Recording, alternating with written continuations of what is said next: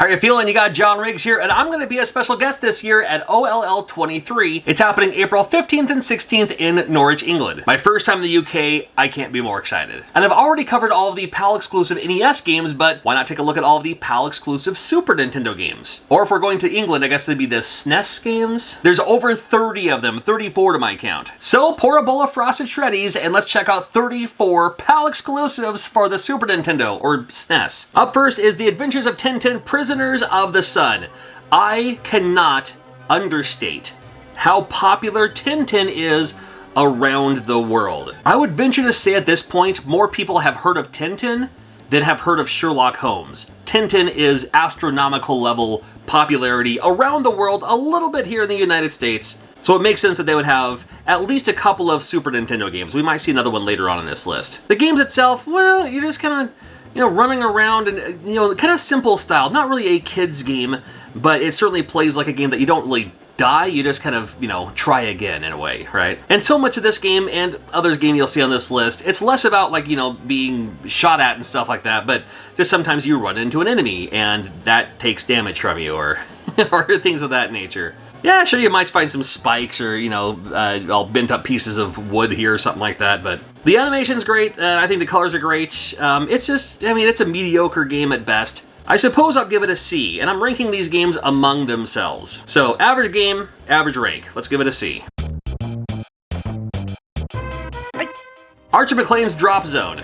You will look at this, and you will say, it's a ripoff of Defender. People in the UK, I would venture to say that Defender is a ripoff of Drop Zone. Now, this is Archer McLean's Drop Zone. You might call it Super Drop Zone.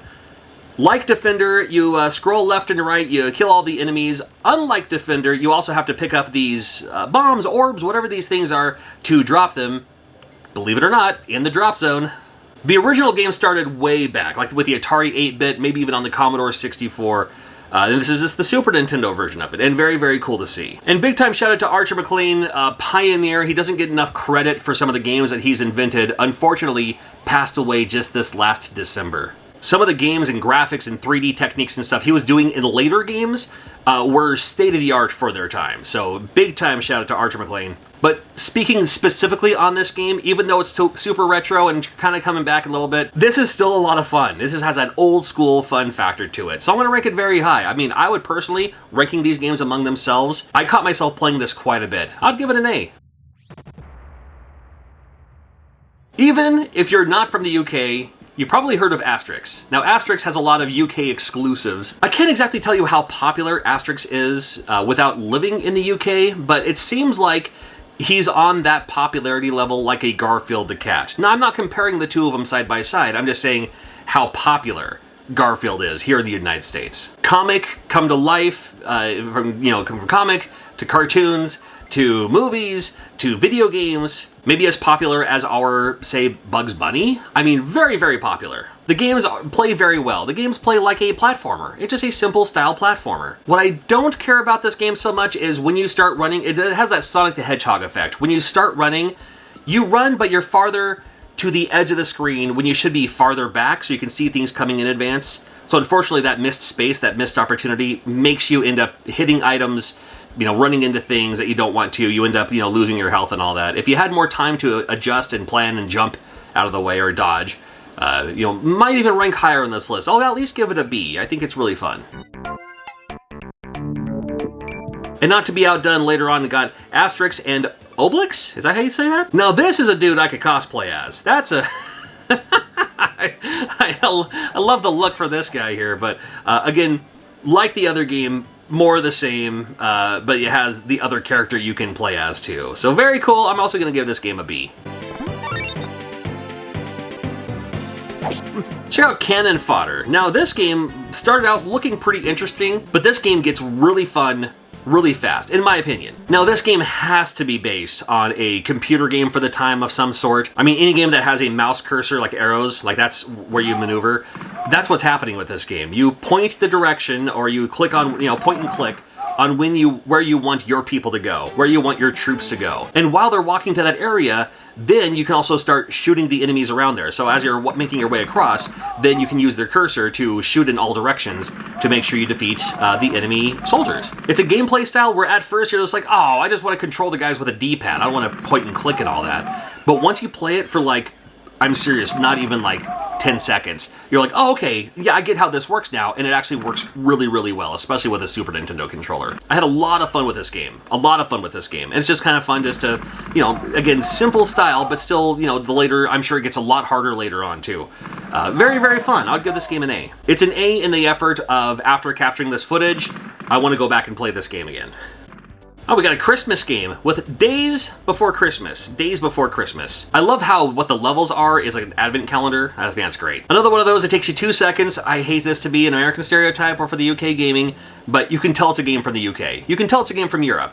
Bright colors, vivid animations, just everything, right? So believe it or not, you play as Santa Claus. I mean, you can clearly see that. Why would I even tell you that? You shoot something? Magic? I'm not exactly sure. But with that, you have to open up the presents, or you can defeat the enemies that way too. They made a Christmas game, because why wouldn't they make a Christmas game? Maybe it's a game you can play every Christmas. That's not a bad idea. Again, another just kind of straight up mediocre. Give it a C. Not terrible, not great, but, you know, it's actually something. Is it Dino Denny's Soccer? Interesting to see that it says soccer and not football. In this one, unlike other football games you'll see later on, you play as the country and not the individual, you know, European, you know, Premier League stuff like that. So, you know, USA versus Brazil, we can show you a little bit of this either way. Yeah, there's gonna be a few football games on this list. And ranking these games among themselves, this one's actually pretty decent. I had a lot of fun with this one. Now, unfortunately, you can't play as like your favorite team. You just play as generic country.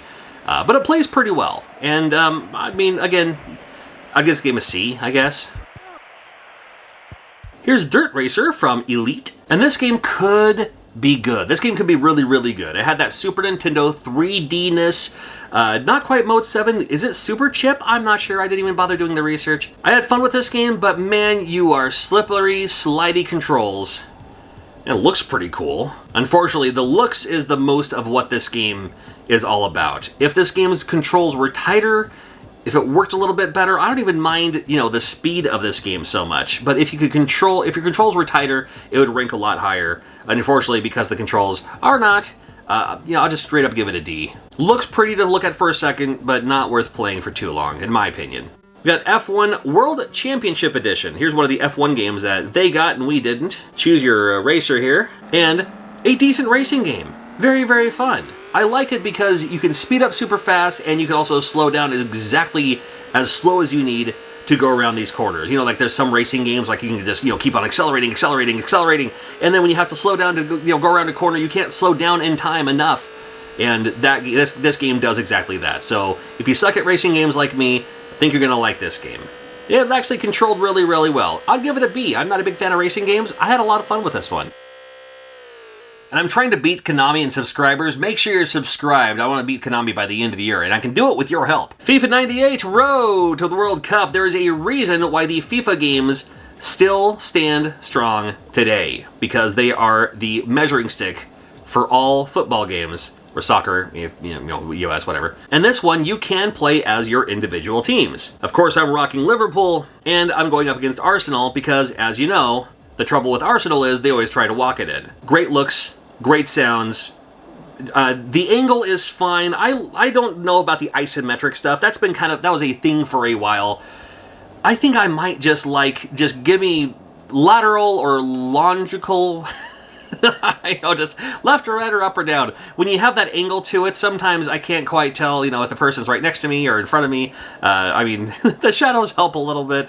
Makes it a little bit more confusing for me, but this was the staple game. This was the, hey, if you're a soccer fan, you're a football fan, this was the one to play. And it plays very, very well. Super fast, fast action. I've never been good at these games, but still kind of fun to see. And I'll give this game an A. I think it's great. Skipping over the title screen, we have The Humans in this one. The Humans is in this one. And The Humans, although now available on modern consoles here in the United States of America, for the longest time it was a European PAL exclusive for the Super Nintendo. It just has that colors, and that has that kind of cartoony look to it that is just extra European. The game itself, interesting. I mean, I don't want to compare it to Lemmings, but you do have your characters, your guys here, and they have different tasks or abilities that will help you get past these stages. Not always the most clear on how you complete the stage, but kind of interesting. I don't know. I mean, it's still passable for me. I'll give it a D. I was a huge fan of the James Pond games for the Genesis. Now we have James Pond 3, and this one plays a little bit different of a James Pond game. Like the James Pond ones I remember were like more, stretchy body and, everything's moving and stuff like that. And this one seemed to like take it, give you that, like, hey, let's make it more like a Sonic the Hedgehog or a Bubsy or something like that. I mean, it looks great, but it just seems like gameplay-wise, it kind of took a step back when it didn't need to. I think just the other James Pond games were great. They were fine. And this one, extra bouncy, extra colorful, extra fast, but James Pond doesn't need to be that. I'll give it a C. It's right down the middle. It's okay. Jelly Boy was an interesting one. I kind of had some fun with Jelly Boy for a while. Nice looking map screen there. Love games with a map screen. And then you are this kind of anthropomorphic jelly character that can do little different jelly things. You stretch your belly out to punch enemies. Crouch down, you become a duck. Just other little things that you can pick up that will morph you into other things. Kind of cute. Kind of a fun idea. I had a lot of fun with this game. I'll give it a B. I mean, it's pretty good. That's pretty good. Jelly Boy, come on now. It's pretty good. Kevin Keegan's Player Manager is the name of this game. Another game you get to choose which teams you want to play as. Let's go up against Manchester this time. And this one is that up and down view on this one.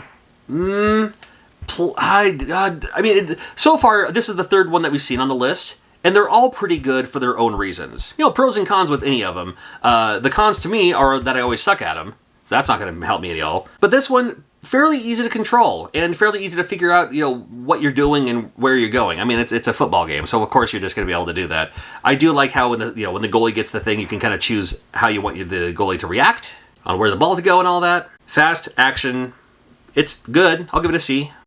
Here's Kickoff 3 European Challenge. That's right, we got another one for you. Choose your preferred teams here. Liverpool versus Manchester, why not? All right, and then this one is the side-by-side. So we have the isometric, we have left to right, we have up to down, a little bit of everything. So far, I think this one was my favorite of the ones that I was playing. Again, never mind how good I'm not.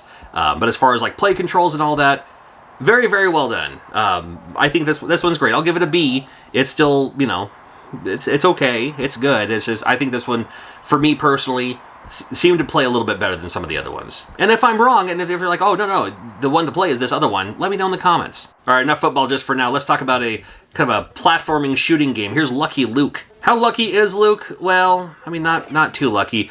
This game, a lot like the Asterix games, the games that we saw before, just kind of has that mosey along, and this one you have a gun. Hey, you actually shoot the enemies this time. There you go. There's a few puzzle-type elements in a platformer, but that's not uncommon for platformers like this. Again, like a Bubsy or something like that. You're getting a little kind of game over screen. It's like, oh, it's cute. I get it. It's not like you die in a pool of blood or anything like that. You're just like, oh, okay, well, better luck next time. I kind of like that. I kind of like that they would do that for these Super Nintendo games. Oh, sorry, SNES games, or here in the European countries. But this game still, give it a C. It's right along average. What's next? Oh, dear God. They made a Manchester United Football Club game by themselves? Manchester United won the first two Premier League competitions. They are now the dominant force in the English game, playing stylish, entertaining football, which is a delight to watch. This game's an F. Actually, hold on. Let's play this game just for a second. Hold on. Play this game for a second. I'll play as Liverpool. All right, we'll put, let's put Man United in there. Choose your kit. Isometric. I mean, it's not terrible. Oh, okay, yep, it is. This game's an F. Next. Marco's Magic Football. Well, this game's an S compared to that last game we just looked. No, I'm just kidding. Hold on. Let's look at this game just for a second. I have played this game a little bit. I had a copy of this. I actually had a copy of this on my system that I could, when I had a Super Nintendo, I could play PAL games on. I could never quite figure this out. I mean, it looks like it would be a super cool game because you can just magically make a soccer ball appear, right? And then you can kick it, in different ways, or you can juggle it and stuff like that too. Again, it comes down to that play control. The play controls themselves are a little slippery, little slidey. The jumping mechanic is a little off. This game has a lot going on for itself, but unfortunately, because the play controls are too slidey around and all that, it makes it pretty hard to play. I'm going to give this game a C. I know I've given a lot of the games on this list a C, but I'm going to give this game also a C because it would have been ranked higher if the controls are a little bit tighter, but unfortunately that's the way it goes. Now we had Micro Machines, but they got Micro Machines too. This is Turbo Tournament. Choose your character, 4 players simultaneous, and more of the same. It's just that kind of fun overhead view, you know, like, oh, I wonder what the next level is going to be, you know, like playing as these little tiny racers. Decent to control too. Actually, the play controls are pretty decent on this one when you're zipping around corners and all that. Might be worth checking out. You know, simple style, just like a super sprint or something like that here. Or if you like the Micro Machines series, I suppose. Not a bad game. Not a bad racing game. I'll give it a B. Well, here's a game called Power Drive. And you choose your vehicle and your color and all that, and I promise you've seen games like this before. As it looks like this, it's the zipping around corners, but it has that view to it. And I've seen a few games like this. They're okay. It's a lot of drift. I mean, this is the game, it's all about, if you love games that with drift, you love drift around those corners, this is the one for you. A whole lot of drift. Me personally, you know what? I'll give it a C. I'm giving so many games a C in this list. Here's a game called Putty Squad. This game's kind of fun. Now, we had a putty game, jelly game, blobby game. Now, we had one of these in the United States of America. When the Super Nintendo first came out, it was one of the first Super Nintendo games I rented, and this is like a spin-off, a side story, a sequel, a something to that they got and we didn't. Now you're in this huge area here, and you're trying to, save your fellow slimes, I suppose. But you can also pick up these upgrades and stuff like that too, and climb around, and it's all right. I'll give this game a C. Oh, Sensible Soccer. How nice. Sensible Soccer. Well, you know what? Hold on. I was gonna give this game an F, but I may not give it an anything because it's hard to figure out what you're doing here. I mean, I just want to play the game. And it's not kind of letting you. Like, it's not like saying, okay, play the game, who you want to play as or anything like that. And then when you hit the button, it resets. And you try to hit the button again and it resets. So is it just a game that you watch and you don't actually play? I couldn't figure out how to actually play this game. So this is going to be a pass. Again, I'm going to be a guest at OLL23. And not only that, but my special guest on today's video will be a guest there as well. You'll see both of us there. How cool is that? Let's check out the Smurfs from TheGebs24. Here we go. Today we're looking at a PAL exclusive known as the Smurfs. And here it is. We'll take a closer look at the box art before we dive into a little bit of the gameplay. So the box art looks pretty darn cool. You've got multiple blue Smurfs amidst the woodland, which tends to be the setting for the game and the cartoon. Now for the gameplay. In 1994, the Smurfs burst onto the Super Nintendo scene, rocking its eclectic nature with a vibrant colour palette and of course the blue Smurfs themselves. The game is notoriously difficult. It's very difficult in its navigation and its general clunkiness. Now, what do I love about this game?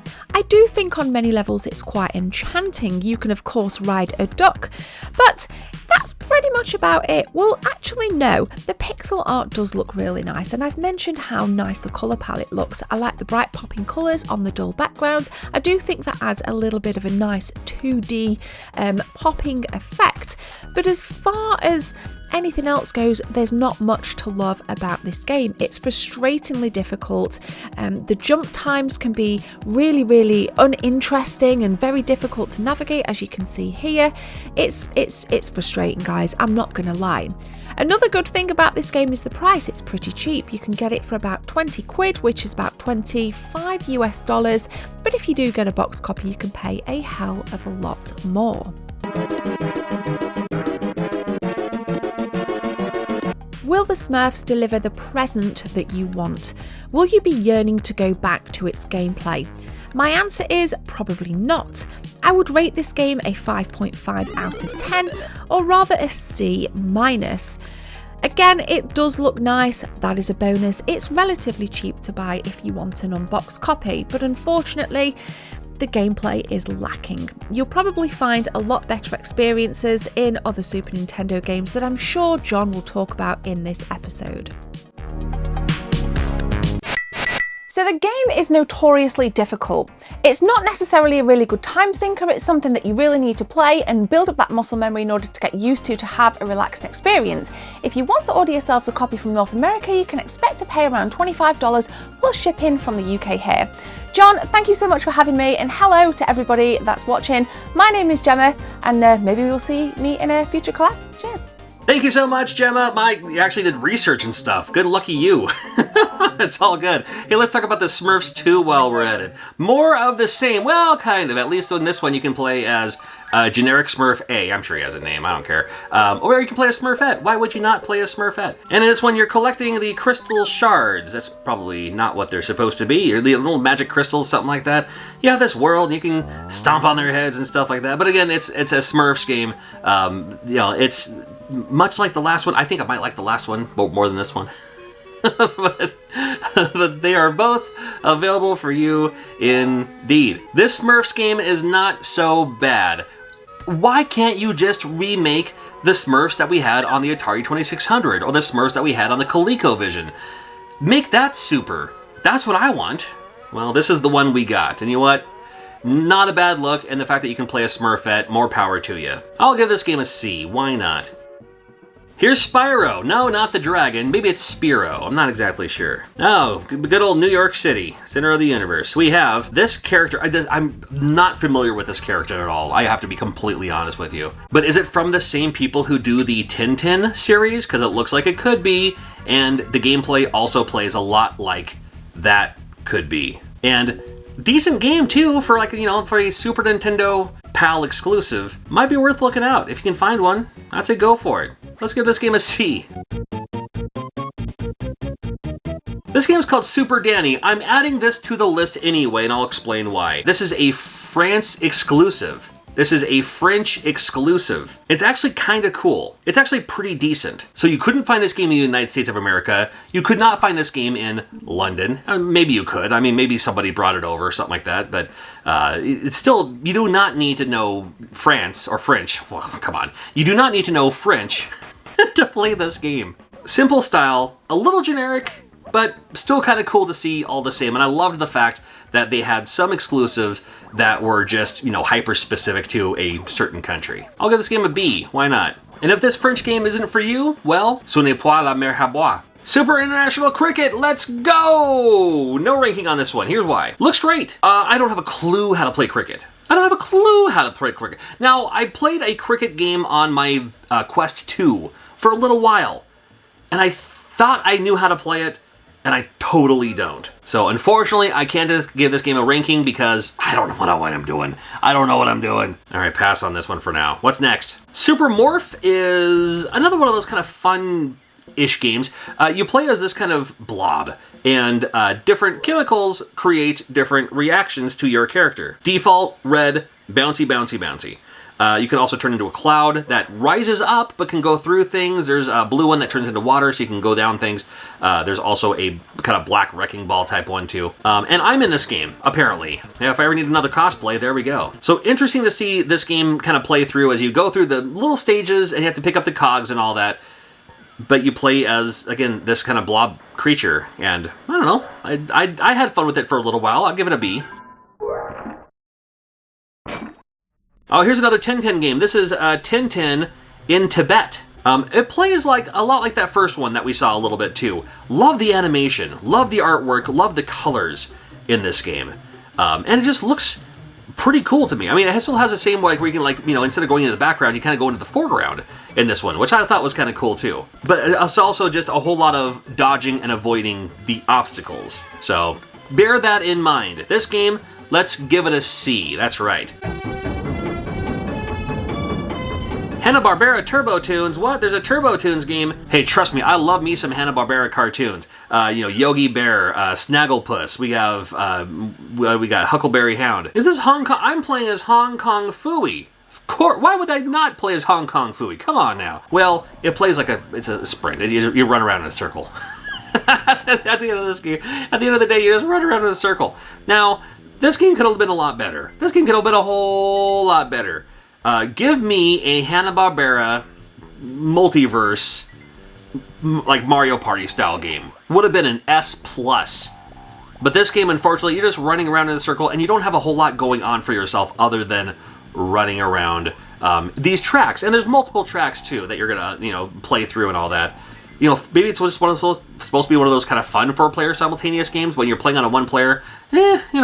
Whatever. Do I give it a C though? I mean, it's not quite a B, but it's definitely not a D. It is kind of, well, it's actually, no, it's a D. I'll give it a D. This game should have been so much better. Such a letdown. Because of that, it's a D. Waterworld was a PAL exclusive. Massive Mandela effect for me on this one. I swore I saw Waterworld for the Super Nintendo for rent at my local video stores. Even though I never played it, I swore I saw it on the store shelves, and I guess I didn't, because looking it up and everything, it was a PAL exclusive. Now, Waterworld for the Virtual Boy came out in America, but we're not talking about that one. We're talking about this one here. Graphics are pretty good. Gameplay, you're just shooting the other boats and stuff like that. Not super exciting. And am I the only one that actually kind of liked Waterworld? I didn't think it was the greatest movie ever, but I kind of enjoyed the movie. Yeah, Waterworld for the Super Nintendo. I'll give it a D. It's just boring. It looks great, but it's boring. Winter Gold. This game, I'm here to tell you, Winter Gold has some of the best stylized?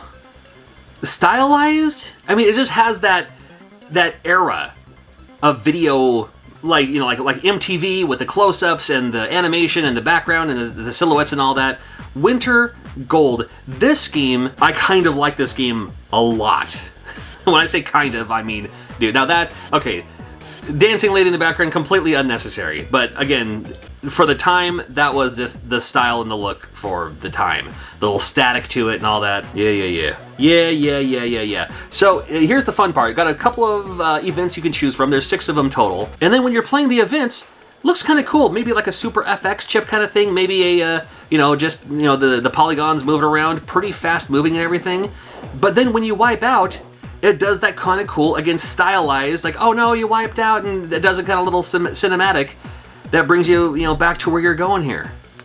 And it does that for, the lot of these events and everything, too. What a fun idea! What a fun idea! Now, other winter sports games, like Winter Olympics or Winter whatever, it's like, I'm usually not even barely interested. I'm just like, okay, it's skiing, it's snowboarding, it's, yeah, whatever, don't care. This game is a lot of fun. And I had, maybe it's because of the visuals and stuff like that too, but I had a lot of fun with this game. I'm giving Winter Gold an A. I love this game. And definitely bonus points for style. World Masters Golf, we got a golf exclusive. Now, how well is golf? How big is golf in Europe? I know it's huge in the United States. I know it's big in Japan, stuff like that. But is golf a Europe? I guess it would be. I guess it could be. And rightfully so. This golf game is excellent. This golf game is really, really good. Now, the golf games, to me, generally, are pretty good. Pretty good. Most of them can control kind of the same. Some golf games, play different than others. But this game plays about how I like it to play, which is where I don't suck so bad. That's usually... At the end of the day, that's usually how I like my golf games to play, is where I don't suck. Now, not that I'm not sucking this time around for sure, but this like how you swing and how you aim, and then depending on your timing, like how far it's going to go and everything like that. Is putting easy? Is putting easy enough? It is in this game. It's a decent golf game. I'll give it a B. Worms. Worms is Worms. Worms has been around for a while. There's new iteration of Worms. This is Worms. This is Worms. And it plays like Worms. Best as a multiplayer game. Single player, bleh, but great as a multiplayer game. This game shouldn't even be a single player game. It should just be, it's a multiplayer or nothing. And my hot take on this version of Worms on the Super Nintendo, or SNES, sorry, is it's a C. I'm looking forward to finding these games in person at OLL23. I'll be there, and Gemma, who you saw earlier in this video, will be there as well, along with a host of other guests. Check out the time I ranked the NES PAL exclusives, and hopefully this won't be my last time in the UK. I know there are many other conventions across the pond. Why do we call the Atlantic Ocean a pond? It's an ocean. Actually, I'm not even going over the Atlantic. I'm going over the North Pole from Seattle. I'm not going to bother you with all the logistics. Can't wait to see you. It's going to be super awesome.